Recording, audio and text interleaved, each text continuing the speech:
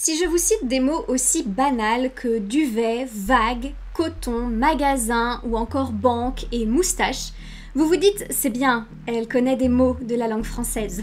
Et pourtant le point commun de tous ces mots c'est qu'ils ne sont pas vraiment issus de la langue française mais ce sont des emprunts à d'autres langues comme par exemple le normand, la langue des vikings, l'arabe ou encore l'italien. Bonjour et bienvenue dans le premier épisode de ce nouveau format où on va parler un petit peu de linguistique.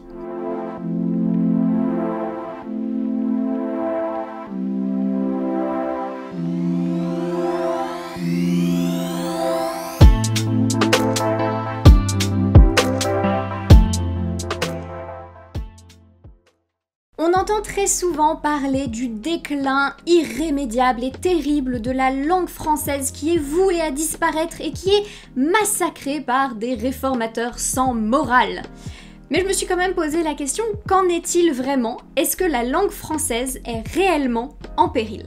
Commençons par un petit peu d'histoire de la langue française. En Gaule, on parle le gaulois, une langue celte dont on a gardé quelques mots comme galet, chemin, alouette ou ruche, mais c'est une langue qui est très peu écrite donc on ne sait pas grand-chose finalement de son vocabulaire. En 52 avant Jésus-Christ, la Gaule est envahie par les Romains et rapidement c'est le latin, donc la langue parlée par l'envahisseur, qui se répand dans tout le pays. Mais pas le latin que vous connaissez peut-être et que vous avez appris au collège ou au lycée. Non, il s'agit d'un latin populaire qui est parlé par les marchands et les soldats. Peu à peu, le gaulois disparaît au profit du latin populaire, mais il s'est pas mal déformé parce que les Gaulois le parlent avec leur propre accent et aussi se sont rajoutés des mots germaniques qui viennent des différentes invasions. Le latin écrit, lui, il reste le latin classique, donc celui que vous connaissez, et finalement il n'est connu que par quelques Gaulois instruits et il est enseigné par des érudits romains. Entre le 3e et le 6e siècle, l'actuel territoire de la Belgique et une bonne partie de la France sont envahis par les Francs. Eux, ils parlent le francique et le latin populaire en deuxième langue, et ils vont aussi amener leur propre vocabulaire. Puis la langue va continuer d'évoluer jusqu'au 9e siècle, où elle ne ressemble alors ni au latin, ni au gaulois, ni au francique, et elle forme ainsi une nouvelle langue qu'on appelle le roman. Cela dit, on est encore très loin du français moderne, comme en attestent les serments de Strasbourg qui ont été signés en 842 et qu'on considère très souvent comme la date de naissance du français, alors que clairement, si on le lit, ça n'a pas grand chose à voir avec la langue qu'on parle aujourd'hui. Ça commence comme ça. Pro Deo Amur et pro Christian Poblo et nostro commun saluamante. Voilà, ça aide pas beaucoup.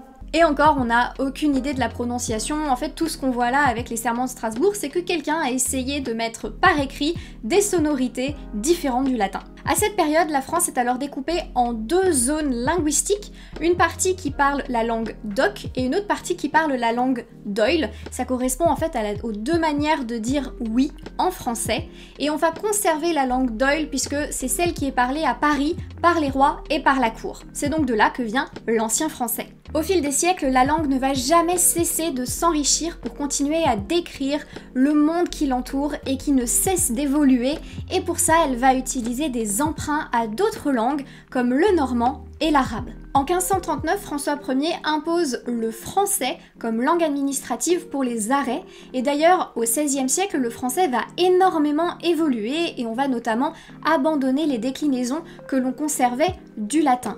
L'ordre des mots dans la phrase devient alors déterminant pour en comprendre le sens, et on va aussi venir rajouter un très grand nombre d'emprunts à l'italien dans notre vocabulaire. En effet, à cette époque, la culture italienne devient une véritable référence en matière d'art de vivre pour un peuple français un peu mal dégrossi, et la langue française vient emprunter au vocabulaire italien un très grand nombre de mots, notamment relatifs à l'architecture, à la musique ou au spectacle. Ce qui est très amusant, c'est qu'à l'époque, il y a une véritable levée de bouclier contre les italianismes, exactement comme aujourd'hui contre les anglicismes, et on parle alors de corruption de la langue. Pourtant, est-ce que la langue française a disparu au profit de l'italien? Non, puisque je suis en train de vous la parler. La Révolution de 1789 va aussi jouer un rôle déterminant pour la langue française puisqu'à l'époque, il n'y a que 15 départements sur 83 qui parlent réellement le français, et donc il va y avoir une volonté d'imposer la langue française et d'éradiquer les autres langues pour pouvoir diffuser massivement les idées, les nouvelles lois, parce que si on veut que tout le monde comprenne, eh bien il faut que tout le monde parle la même langue. Au 19e siècle, en 1881, l'école devient accessible et obligatoire grâce à Jules Ferry, mais il va aussi imposer le français comme langue unique et va interdire l'utilisation d'autres langues comme le breton ou l'alsacien, et les méthodes utilisées pour éradiquer ces langues sont assez violentes. La plus commune, c'est le symbole, où les enfants qui sont pris à parler leur langue, donc comme le breton, l'alsacien, etc., doivent porter un petit objet, soit autour du cou, soit dans la poche. C'est en général un petit objet un peu dégradant du quotidien, et c'est très humiliant de porter le symbole. Et ils doivent à leur tour épier leurs petits camarades et dénoncer ceux qui parlent une autre langue que le français pour pouvoir leur refiler le symbole. Et à la fin de la journée, celui qui porte le symbole en dernier est puni. C'est donc une méthode qui est basée sur la délation et sur l'humiliation, qui a été utilisée dans la plupart des écoles françaises laïques et chrétiennes, mais nous verrons plus tard que ça n'a pas été utilisé seulement qu'en France. Bref, si on regarde là cette histoire du français, c'est une histoire assez complexe et on voit que c'est une langue qui n'a jamais cessé d'évoluer. Alors concrètement, qu'est-ce qui change quand une langue évolue ? Quand on parle du français, on parle très souvent de la langue de Molière, et justement si on prend des textes de cette époque, on voit qu'il y a plusieurs choses qui ont changé. La graphie, par exemple, c'est-à-dire la manière dont on écrit les mots, n'est pas la même. Par exemple, il n'y a pas le même nombre d'accents, il n'y en a pas aux mêmes endroits forcément, et les mots en eux-mêmes ne sont pas forcément orthographiés de la même manière. On s'en rend notamment compte puisqu'il y a certains mots qui, avec leur ancienne graphie, donc l'ancienne manière de les écrire, rimaient entre eux, alors qu'aujourd'hui, ils ne riment plus. Ce qui prouve aussi qu'il y a également eu des changements en termes de prononciation. Un exemple assez probant, ce sont les mots joie et monnaie, qui dans de nombreux textes de l'époque de Molière sont écrits joie, G-O-Y-E, et monoie, M-O-2-N-O-Y-E. Et quand on les traduit, entre guillemets, dans notre graphie actuelle, on écrit joie et monoie. Mais il y a fort à parier que à cette époque, on prononçait plutôt ces mots jouer et monouer, et c'est comme ça qu'ils rimaient. Et pour le coup, on ne saura certainement jamais avec certitude puisque les sources orales du français sont très récentes étant donné qu'avant ça, on ne pouvait pas stocker la parole des gens. On voit donc qu'il y a plusieurs choses qui peuvent changer rapidement dans une langue, la graphie donc, la manière dont s'écrivent les mots, la prononciation, mais aussi le sens des mots qui peut varier légèrement avec l'usage, et bien sûr ce dont les médias parlent le plus, le vocabulaire, puisqu'une langue s'enrichit en permanence avec des nouveaux mots, que ce soit des emprunts ou des néologismes. En revanche, il y a des choses qui changent très peu dans les langues ou avec beaucoup plus de lenteur, comme par exemple l'inventaire des sons d'une langue. On peut reconnaître une langue grâce à sa sonorité. L'alphabet de cette langue, là pour le coup c'est quelque chose de très particulier, il faut vraiment qu'il y ait un changement là pour le coup très brutal dans la vie d'un peuple pour que son alphabet se mette à changer. Des techniques pour créer des nouveaux mots, il y a une méthode assez constante qui consiste à utiliser des préfixes et des suffixes, l'ordre des mots dans la phrase, le système des temps, ou encore les mots grammaticaux, donc les pronoms, les conjonctions, etc. D'ailleurs, c'est assez amusant si vous regardez des textes très anciens, par exemple qui datent du XIIIe siècle, eh bien il y a assez peu de choses que vous allez comprendre facilement, il faudrait traduire le texte, sauf les mots comme que ou et, qui eux n'ont absolument pas changé. Bref, on voit donc qu'il y a plusieurs aspects d'une langue qui peuvent évoluer, mais comment est-ce que ces évolutions vont être diffusées ? Maria Cadera, dans une conférence à la Cité des Sciences, explique qu'une langue se définit comme un groupe hétérogène de pratiques sociales qui bénéficient de dispositifs officiels, comme par exemple une institution scolaire dans cette langue ou encore des médias dans cette langue. Concrètement, ça signifie qu'il y a dans la langue française plusieurs variantes pour exprimer la même chose ou pour prononcer le même mot. Il y a dans le monde des centaines de millions de locuteurs de la langue française et personne ne le parle de la même façon. Imaginez qu'il y a déjà des différences dans la manière de parler le français entre le territoire de la métropole et les territoires francophones frontaliers comme la Belgique ou la Suisse, donc imaginez des pays qui sont beaucoup plus éloignés et qui ont une culture très différente. Les variantes d'une langue, donc ça peut être des variantes de sens, de graphie ou de prononciation, elles peuvent être en concurrence en fonction des groupes et des personnes. Le langage, ça fonctionne comme la mode. Une variante peut en supplanter une autre tout simplement parce que les gens ont décidé d'utiliser cette variante plutôt que l'autre. En sociolinguistique, on imagine une société hiérarchisée et on parle d'un changement du haut vers le bas. C'est-à-dire qu'une variante va prendre le dessus par rapport à une autre parce qu'une personne influente, une personne à qui on a envie de ressembler, va utiliser cette variante. La plupart du temps, la diffusion d'un mot se fait tout simplement parce que les gens se mettent à l'utiliser. Mais parfois, il y a une autorité qui va décider d'un mot et qui va le diffuser massivement, soit au travers des médias ou par le système scolaire. C'est par exemple le cas du mot ordinateur. Lorsque IBM sort son computer, c'est comme ça que la machine est appelée un peu partout. Mais en France, IBM a conscience que le mot ne va pas très bien marcher et ils vont donc faire appel à Jacques Perret, un linguiste, un professeur de la Sorbonne, un spécialiste de Virgile, pour trouver un mot pour désigner un computer. Jacques Perret il va d'abord demander ce que fait cette machine et ensuite il va réfléchir. Et il va s'inspirer de Malebranche qui indique que Dieu est le grand ordinateur de l'univers et qu'il met de l'ordre dans toute chose. Et Jacques Perret se dit, comme fait en fait un computer, il met de l'ordre dans les choses. Il va donc proposer ce mot et c'est le constructeur lui-même qui va diffuser massivement le mot ordinateur et c'est comme ça qu'on se retrouve avec ce mot ordinateur. On voit aussi actuellement avec la pandémie actuelle que la langue française peut créer une multitude de mots puisque on a vu naître plein de mots pour désigner cette nouvelle réalité. On parle alors de confinement, un mot qui est issu de la sécurité nucléaire et que l'on a réutilisé pour un domaine plus médical et on a décliné ce mot avec nos besoins comme confinement, déconfinement, reconfinement, post-confinement, alors que dans d'autres pays dont la langue est très belle et très riche, comme par exemple l'Italie, on utilise le mot anglais lockdown. C'est fondamental pour une langue d'évoluer, de changer, de créer des nouveaux mots, donc en faisant des néologismes, ou d'emprunter des mots à d'autres langues pour pouvoir continuer à décrire une réalité. Si une langue ne peut pas s'adapter aux nouveautés, eh bien on va nécessairement la contourner, arrêter de la transmettre au profit d'une langue qui, elle, peut traduire des nouvelles choses, des nouvelles réalités et qui peut s'adapter. En bref, une langue qui ne s'adapte pas, c'est une langue qui est vouée à disparaître. C'est notamment pour ça qu'on a aujourd'hui énormément d'anglicismes ou de californismes, comme les appellent de nombreux linguistes, qui font si peur à certaines personnes. Pourtant, des mots anglais, on en a déjà plein qui sont arrivés, notamment avec la révolution industrielle, et par exemple avec le chemin de fer, des mots comme wagon, tunnel ou rail, ce sont des mots anglais. Aujourd'hui, les nouvelles technologies et les nouvelles pratiques arrivent avec leurs propres mots pour les désigner et c'est parfaitement normal. Et actuellement, la plupart de ces nouveautés nous viennent de pays anglophones et donc arrivent avec un vocabulaire anglais. Utiliser ces mots, c'est faire des emprunts de nécessité et ça nous permet d'enrichir notre langue, mais aussi de continuer à décrire ce qui nous entoure et de nous comprendre.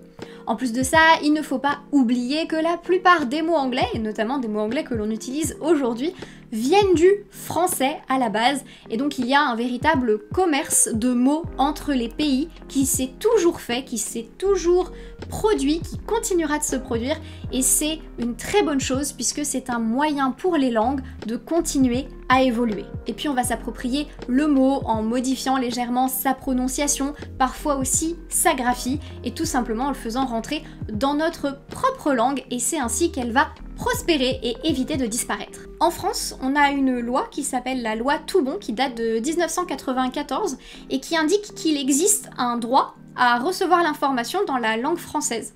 Il y a donc un dispositif qui a été mis en place par l'État pour créer des nouveaux mots en fonction de nouveaux domaines d'expertise, et donc il y a une commission qui crée ces nouveaux mots, puis qui se réunit pour en décider. Bon, il y a certains mots qui ont été créés, qui ont fait un total flop, mais il y en a qui ont très bien marché, et vous pouvez retrouver tous ces mots sur une base de données qui s'appelle France Termes. On va aussi créer des nouveaux mots dans notre langue ou faire des emprunts à d'autres langues pour décrire des nouvelles choses. Et ça, on le voit énormément dans le féminisme ou dans la lutte contre le racisme, où on crée, où on emprunte énormément de nouveaux mots pour pouvoir parler de ces luttes, pour pouvoir avoir des mots militants et donc se faire davantage avec ces nouveaux mots le miroir de notre société actuelle. Mais alors pourquoi certaines personnes sont à ce point persuadées que le français est en péril ? Eh ben j'en sais rien. Dans toutes les recherches que j'ai faites, je n'ai jamais réussi à trouver un véritable argument en faveur d'un possible déclin de la langue française, seulement des personnes qui s'insurgent et qui montrent en fait qu'ils ont très peur que la langue française puisse mourir. Comme exemple de ces inquiétudes, on peut prendre la récente proposition de réforme de l'orthographe et de suppression de l'accent circonflexe fait par l'Académie française qui a donné lieu à une véritable levée de bouclier. Ce qui est très amusant quand on pense que l'accent circonflexe a été créé par des réformateurs et que les puristes de l'époque se sont insurgés contre la création de l'accent circonflexe. Mais bref. Et là, certains vont citer un argument extrêmement intéressant, celui du fameux nivellement par le bas et le fait que simplifier l'orthographe de certains mots, c'est le signe d'une génération qui ne sait plus écrire à part en texto. On va reparler des textos parce que c'est très intéressant. Bref, qui ne peut plus parler autrement que en abréviation. Et là, on peut déjà y voir une forme de snobisme, pas mal d'élitisme. Il faut parler une langue pure, il faut la parler parfaitement bien sans jamais faire d'erreur. Ce qui est drôle parce que si on lit les commentaires de la pétition contre cette réforme, c'est bourré de fautes d'orthographe. Ne vous moquez pas des gens qui font des erreurs. Pourtant, des réformes de l'orthographe, il y en a toujours eu et la dernière date du 19e siècle. Ça commence à être un peu long. Là, j'aimerais citer un homme extrêmement intéressant qui s'appelle Salomon Reynac, qui est un grand linguiste, un grand grammairien, un humaniste, un féministe qui écrit des manuels scolaires à l'usage des jeunes filles parce qu'il trouve que les disparités entre l'éducation des filles et des garçons est profondément injuste. Et en 1913, dans Sidonie, où le français sans peine, il parle déjà du fait qu'une réforme de l'orthographe est nécessaire. Et il développe son propos en indiquant que l'orthographe actuelle est inutilement difficile, qu'il est donc indispensable de faire cette réforme pour la simplifier. Et d'ailleurs, il indique qu'il ne faut pas juger trop sévèrement ceux qui s'écartent de l'orthographe établie. Il va même jusqu'à développer des idées assez politiques puisqu'il indique que de devoir apprendre par cœur des règles d'orthographe et de grammaire empêche de se concentrer sur l'essentiel, comme faire de bonnes lectures, mais surtout penser par soi-même. D'ailleurs, que ce soit en grammaire ou en orthographe, en français, on parle toujours de faire des fautes de français, et c'est un mot très fort, faute, puisqu'il a une connotation morale. Pourtant, faire des erreurs en français, ça n'est clairement pas rare tant il y a de règles et d'exceptions, et pourtant ceux qui font des erreurs sont souvent victimes de moqueries ou stigmatisés pour ça. Et ça peut provoquer chez les locuteurs d'une langue ce que l'on appelle l'insécurité linguistique. C'est un phénomène où les personnes qui parlent une langue ont peur de la parler ou de l'écrire alors qu'ils maîtrisent cette langue par peur de faire des erreurs. Est-ce que ça ne vous est jamais arrivé de contourner un mot que vous souhaitiez mettre dans votre phrase parce que vous ne savez pas l'écrire? Ou alors de changer complètement votre phrase parce qu'il y a un accord dont vous n'êtes pas sûr? Eh bien ça, c'est une forme d'insécurité linguistique. C'est quelque chose qui est extrêmement répandu avec la langue française, que ce soit votre langue maternelle ou pas, et d'ailleurs on pourrait peut-être contourner ce problème en nous enseignant un rapport plus détendu à notre langue et tout simplement en nous enseignant le plaisir de l'utiliser et de la lire sans craindre de faire ces fameuses fautes. Aujourd'hui, la langue française est une langue aussi bien écrite qu'orale, ce qui a changé énormément de choses dans la manière de l'écrire. Je parlais tout à l'heure du langage SMS qui a été énormément décrié puisqu'il est principalement fait d'abréviations. Et on peut se demander pourquoi est-ce qu'il est parfaitement bien vu d'utiliser une abréviation comme CQFD, mais très mal vu d'utiliser MDR. Pourtant, les abréviations sont utilisées depuis l'Antiquité et les moines copistes du Moyen-Âge utilisaient énormément d'abréviations dans les textes, comme par exemple le chiffre 9 pour remplacer la syllabe cum. Évidemment, ça s'explique par le coût et la rareté du papier à l'époque, donc on essayait de caser un maximum de texte sur une seule feuille. Et finalement, c'est exactement la situation dans laquelle on s'est retrouvé au début du SMS, surtout, où finalement on avait le coût d'un SMS et il fallait caser un maximum de texte dans un seul message. Bref, si je reprends cette histoire du déclin de la langue française, que ce soit avec les abréviations ou avec les erreurs d'orthographe ou de grammaire, ce que certains jugent, ce n'est pas une utilisation du français, mais plutôt la personne qui l'utilise et notamment son niveau social. Bon, avec toute cette histoire, je me suis quand même interrogée, mais comment meurt vraiment une langue ? Actuellement, sur Terre, on parle entre 6000 et 7000 langues. C'est un chiffre qui est assez difficile à établir avec exactitude parce que les langues, c'est un sujet assez complexe et assez politique. Par exemple, la frontière entre un dialecte et une langue est assez difficile à vraiment bien établir. Pour trancher la question, la linguiste Colette Greenwald indique qu'une langue est une langue quand ceux qui la parlent décident que c'est une langue. Eh bien, la moitié de ces langues risquent de disparaître au cours du siècle. Actuellement, on estime qu'une langue disparaît tous les 15 jours, ce qui est énorme. D'après mes recherches, il y a plusieurs causes à la disparition des langues et j'en ai relevé 4 principales. En premier, les colonisations ont fait énormément de tort aux langues. Lorsqu'un territoire est envahi, il y a pendant une certaine période les deux langues qui coexistent jusqu'à ce qu'il y en ait une qui prenne le dessus sur l'autre. Et en général, celle qui prend le dessus, c'est celle de l'envahisseur. Il ne faut pas oublier aussi que la colonisation s'accompagne souvent de génocides ou de massacres qui entraînent la mort d'une langue, puisque s'il n'y a plus de locuteurs pour la parler, elle meurt. En deuxième, on peut aussi distinguer la volonté des États, notamment au 19e et au 20e siècle, d'imposer une langue unique, et l'alphabétisation se fait dans cette langue. Et il va y avoir en général une discrimination, une véritable dévalorisation des autres langues, parce qu'elles sont moins parlées et on cherche à les éradiquer. Pour ça, je parlais tout à l'heure du symbole, donc cette technique qui oblige les enfants à parler uniquement le français. Eh bien, dites-vous que c'est une méthode qui a été utilisée absolument partout dans le monde, puisqu'on la retrouve même jusqu'au Japon, et qui est encore pratiquée illégalement dans certains endroits. En troisième, on peut aussi parler des migrations massives, et notamment à cause du réchauffement climatique. On s'aperçoit que les régions du monde où il y a le plus de diversité linguistique, ce sont aussi des régions qui sont le plus exposées aux problèmes liés au changement climatique, notamment beaucoup d'îles qui sont menacées à cause de la montée des eaux. Et là, les langues, elles vont simplement cesser d'être parlées, puisque quand les gens arrivent dans un nouvel environnement, ils vont adopter la langue de leur nouveau lieu d'habitation. Enfin, comme dernière cause, on peut aussi parler du suicide linguistique. Ça, c'est quand un peuple ou une communauté arrête sciemment de parler sa langue ou de la transmettre parce qu'elle est par exemple discriminée, dévalorisée, et qu'elle est vue comme un obstacle à une vie meilleure, un meilleur revenu, au fait de s'élever dans la société. Et donc là, la langue disparaît complètement puisqu'on arrête de la transmettre volontairement. Quand une langue meurt, c'est toute une vision du monde qui disparaît avec elle. C'est donc primordial de sauver ces langues pour continuer à avoir une diversité culturelle, une diversité dans la manière de penser.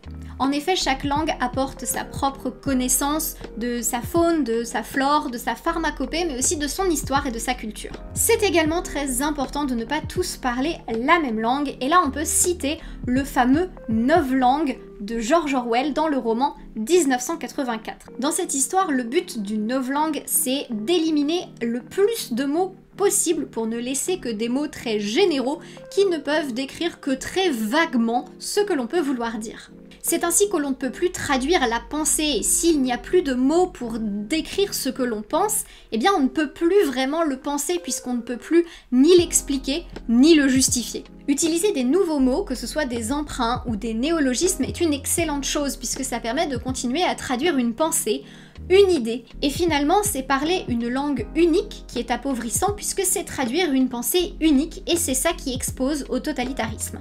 En plus de ça, le cerveau humain est parfaitement adapté au multilinguisme et on voit d'ailleurs que les enfants bilingues sont favorisés sur le plan cognitif et que la pratique régulière de différentes langues permet de retarder les effets de la maladie d'Alzheimer. Bref, pour sauver ce magnifique patrimoine que sont les langues, il y a plusieurs initiatives qui ont été mises en place, comme par exemple Sorosoro, Pangloss ou l'UNESCO qui a décrit 9 critères à prendre dans leur ensemble et qui permettent de définir si une langue est en bonne santé, en pleine vitalité ou si elle est en danger. Ces critères sont détaillés dans un rapport qui s'appelle Vitalité et disparition des langues et je vous le mets en barre d'infos avec mes autres sources parce que c'est hyper intéressant.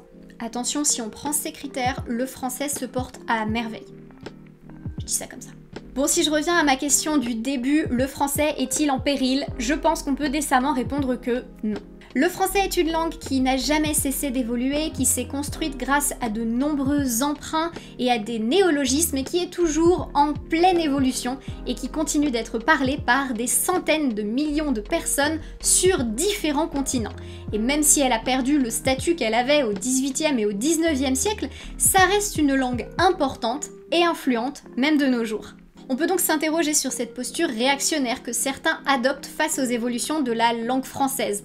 On dirait surtout que c'est un peu un « c'était mieux avant » d'une génération qui considère que la nouvelle génération est décadente, comme ça a toujours été le cas. On peut aussi se demander si les personnes qui refusent l'évolution de la langue ne refusent pas tout simplement l'évolution de la société, que ce soit par peur de perdre un certain statut social, peut-être perçu comme supérieur justement parce qu'ils connaissent leurs règles de grammaire et d'orthographe, ou alors de voir certaines causes plus valorisées, ou même de perdre certains privilèges si les militants obtenaient gain de cause. Bref, est-ce que les personnes qui refusent l'évolution de la langue française n'auraient tout simplement pas peur de voir des mots matérialiser une nouvelle réalité qui les inquiète et une société en pleine mutation? Pour terminer cette vidéo, je tiens vraiment à vous remercier pour votre soutien. J'espère sincèrement que ce nouveau format vous plaira, que ça vous aura intéressé et que vous aurez aussi hâte que moi de voir les prochains épisodes. En tout cas, j'ai déjà plein d'idées d'épisodes à faire. Ça va peut-être pas être très régulier puisque ça me demande un peu plus de travail, mais en tout cas, j'ai envie d'en faire plein d'autres. Là, c'était un premier épisode, donc j'espère pouvoir faire évoluer ce format pour que ce soit encore plus joli, plus travaillé, mais voilà, pour l'instant, je tâtonne un petit peu, j'apprends, je découvre avec vous, et là, j'ai clairement adoré faire les recherches pour cet épisode parce que j'ai appris plein de trucs et j'ai vu plein de choses hyper intéressantes, donc c'était top. En barre d'infos, je vous mets toutes les ressources que j'ai utilisées, c'est très intéressant et ça permet aussi vous de vous faire votre propre idée sur la question. Et en attendant une prochaine vidéo, je vous souhaite une excellente semaine, plein de belles lectures, plein de belles découvertes et je vous dis à très bientôt.